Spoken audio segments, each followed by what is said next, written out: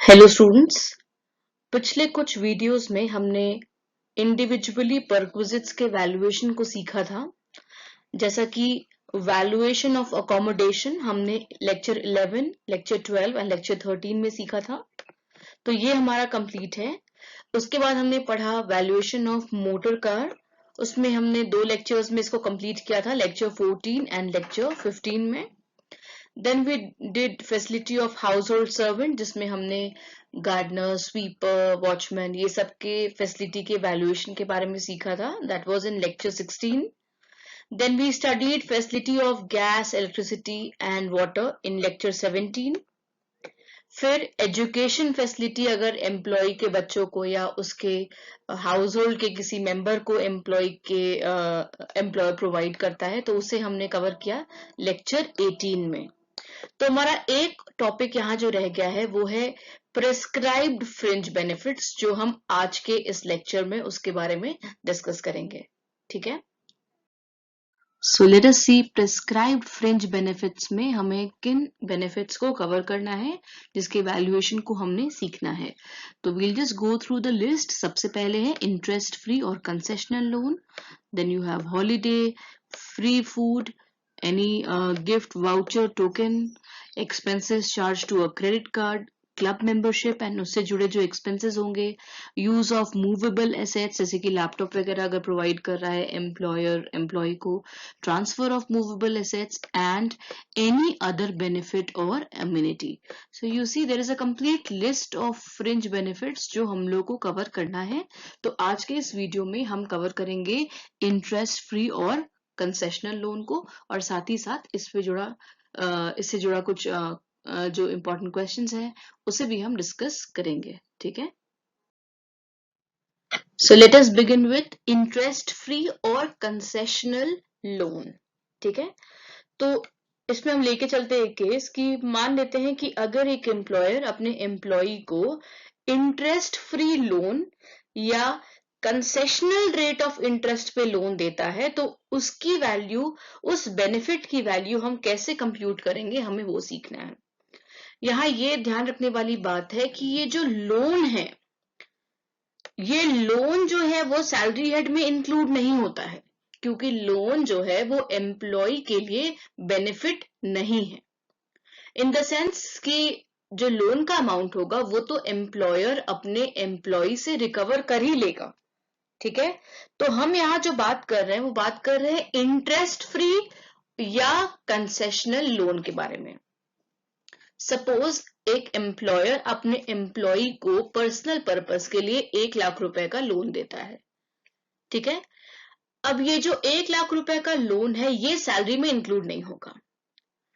अब मार्केट में उसी 1 लाख रुपए के लोन को अवेल करने के लिए मान लो 12% ब्याज भी देना पड़ता, इंटरेस्ट। तो 1 लाख का 12% मतलब 12,000 रुपए इंटरेस्ट भी देना पड़ता। तो एम्प्लॉयर ने एम्प्लॉय को 1 लाख दे दिया लोन के नाम पे और उसके इंटरेस्ट कंपोनेंट को फ्री कर दिया।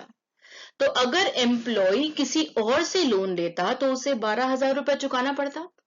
अब क्योंकि ये इंटरेस्ट फ्री लोन एम्प्लॉयर से उसे मिला है, इसका मतलब है ये जो 12,000 जो इंटरेस्ट का बेनिफिट है वो परक्विजिट हम लोग सैलरी हेड में इंक्लूड करेंगे। तो यहाँ कंसेशनल लोन का क्या मतलब है? कंसेशनल लोन का मतलब है कि यदि अगर हम अज्यूम करके चल रहे हैं कि मार्केट में ब्याज दर जो है वो 12% है, तो एम्प्लॉयर हो सकता है 4% चार्ज करे, तो उसमें जो रिमेनिंग 8% का बेनिफिट है वो यहाँ पे कंसेशनल रेट ऑफ इंटरेस्ट पे दिया गया लोन है, और वो जो बेनिफिट है उसे ही हम सैलरी हेड में इंक्लूड करेंगे। ठीक है, तो शुरू करते हैं इसके बारे में क्या रूल्स है वो समझते हैं।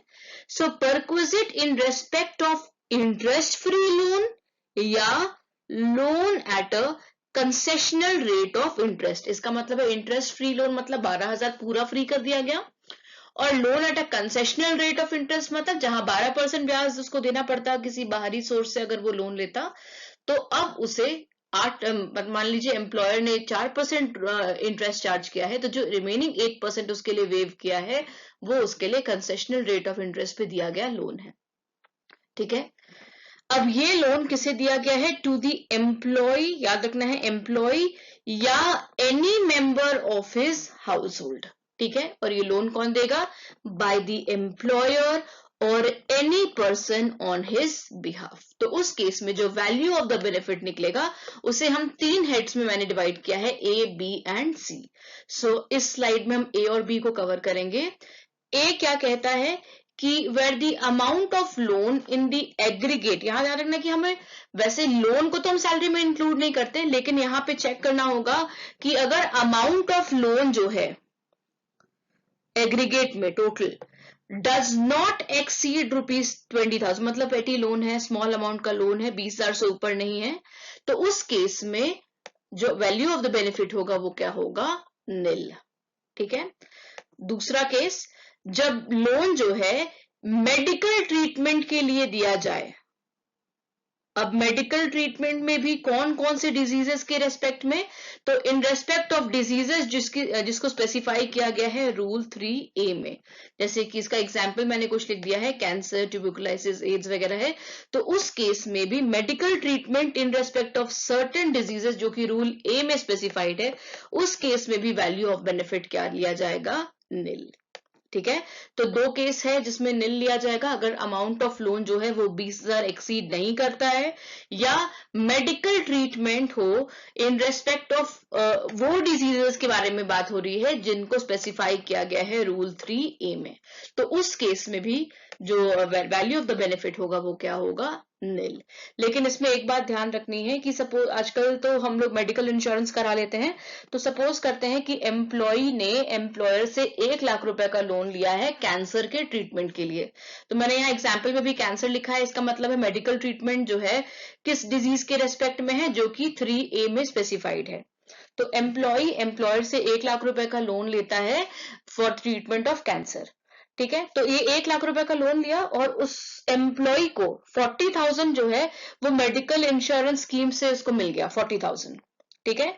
तो 1 लाख रुपए का तो वो लोन लिया है, तो ये तो इसका जो बेनिफिट वैल्यू होता या हम उसे निल लेते, लेकिन अगर उसको मेडिकल इंश्योरेंस स्कीम से कुछ पैसा आ जाता है, सपोज इस केस में 40,000 आ गया, तो ये जो बेनिफिट ऑफ इंटरेस्ट है जो टैक्स फ्री होगा वो सिर्फ 60,000 के लिए टैक्स फ्री होगा, और जो 40,000 जो मेडिकल इंश्योरेंस स्कीम के तहत उसको पैसा मिल जा रहा है उस पे जो इंटरेस्ट है वो टैक्स फ्री नहीं होगा, that will be liable to tax.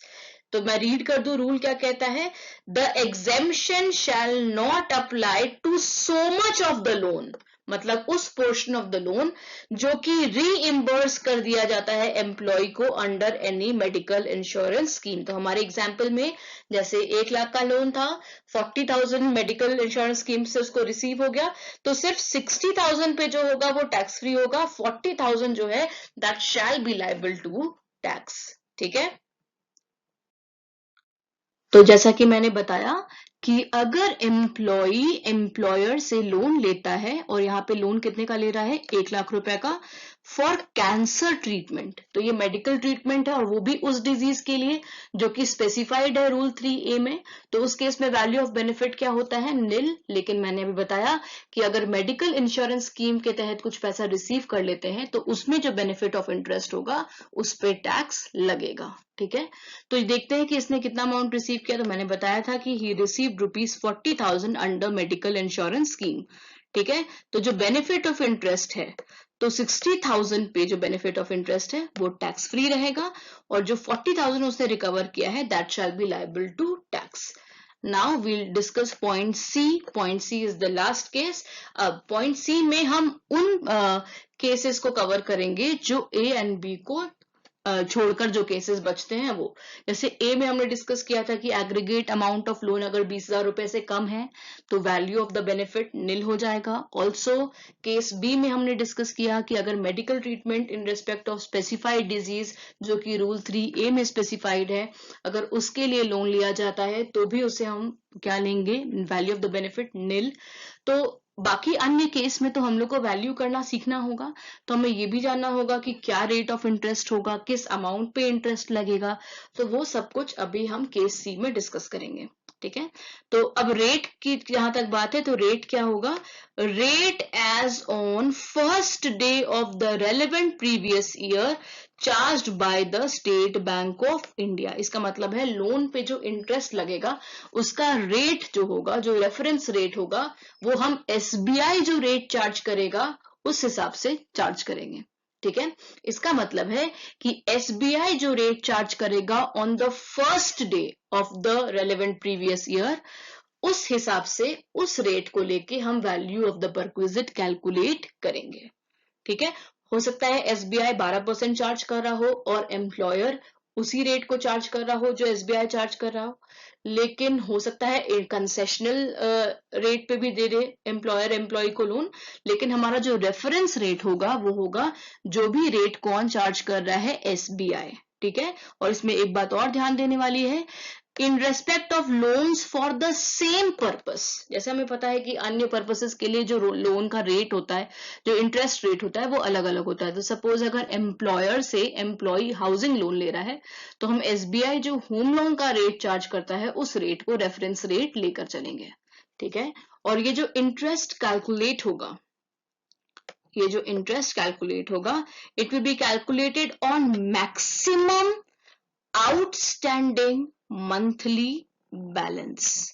ठीक है, तो मंथली बैलेंस हम लोग को निकाल लेना होगा फाइनेंशियल ईयर में। जैसे सपोज करते हैं कि अगर एम्प्लॉयर से एम्प्लॉई अगस्त में लोन लेता है, ठीक है, 1 लाख रुपए का, तो और अगस्त में उसको कुछ भी अमाउंट रीपे नहीं कर रहा है, तो अगस्त में 1 लाख रुपए का इंटरेस्ट लगेगा। सितंबर से वो 10-10 हजार रुपया पे कर रहा है, ठीक है, तो सितंबर में जो बैलेंस हो जाएगा आउटस्टैंडिंग वो हो जाएगा 90,000, फिर अक्टूबर में हो जाएगा 80,000। तो ठीक है, तो हमें यही देखना है कि जो मेरा आउटस्टैंडिंग अमाउंट बचेगा, जो एग्रीगेट आउटस्टैंडिंग बैलेंस होगा for each loan as the last day of the month, उस अमाउंट पे हम इंटरेस्ट कैलकुलेट करेंगे। इसे हम एक प्रैक्टिकल एग्जांपल से समझेंगे ताकि हमारा जो कंसेप्ट है वो और क्लियर हो जाए। क्वेश्चन शुरू करते हैं। क्वेश्चन अच्छे से आप ध्यान से समझेंगे और क्वेश्चन अगर आप सॉल्व कर लेंगे तो आपका ये जो अंडरस्टैंडिंग है ये बहुत क्लियर हो जाएगा। ठीक है, तो I just be explaining the question. जो सॉल्व करके जो फाइनल आंसर आएगा, please you will drop your final answers in the comment section of the video. I will only be discussing the conceptual part. I'll only be discussing how to go about the question. ठीक है, now Mr. X is employed in ABC Limited and he has taken interest free loan of rupees 3 lakh. इसका मतलब है कि case ए का question नहीं है, every line has to say something, क्योंकि केस ए क्या था कि भाई अगर 20,000 रुपए से कम का लोन है तो वो वैल्यू ऑफ द बेनिफिट क्या हो जाएगा, नील, लेकिन यहाँ तो लोन का अमाउंट कितना है, 3 लाख। तो ये इंपॉर्टेंट डिटेल है।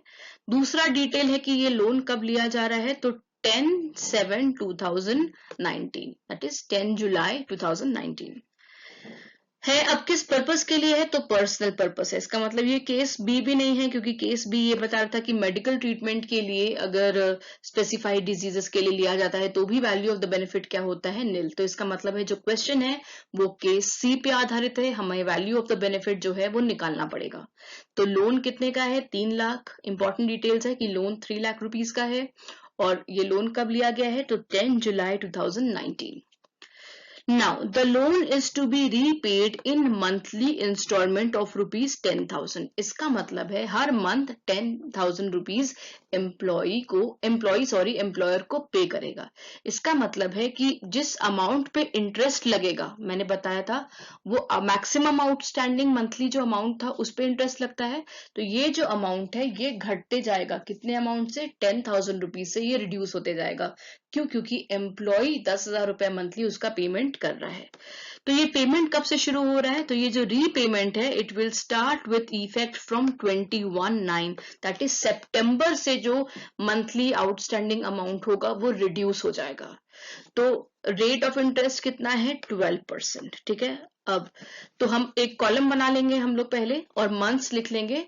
जुलाई से शुरू करेंगे, जुलाई, अगस्त, सितंबर, अक्टूबर, नवंबर, दिसंबर, जनवरी, फरवरी एंड मार्च।